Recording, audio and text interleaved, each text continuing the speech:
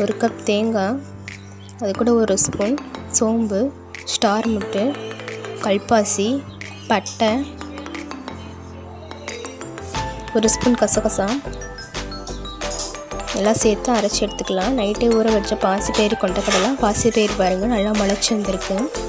இது எல்லாத்தையும் ஒரு குக்கரில் சேர்த்துக்கலாம். அது கூட 2 வெங்காயம், 2 தக்காளி, பச்சை மிளகாய் தேவையான அளவு, 10 பல் பூண்டு, 1 பிரிஞ்சி இலை, தேவையான அளவு தண்ணி சேர்த்து 1.5 ஸ்பூன் மிளகாய்த்தூள், 2 ஸ்பூன் மல்லித்தூள், தேவையான அளவு உப்பு, அரைச்ச விழுதி சேர்த்து குக்கரில் விசில் வச்சு எடுத்துக்கலாம். அது கூட கொத்தமல்லி சேர்த்து சர்வ் பண்ணிக்கலாம். பாருங்கள், ஆயிலே சேர்க்காம சூப்பரான குருமா ரெடி ஆயிடுச்சு. பேச்சுலருக்கான பெஸ்ட்டு ரெசிபி. குயிக்காக லன்ச் பண்ணணும் அப்படின்னா கண்டிப்பாக இந்த ரெசிபி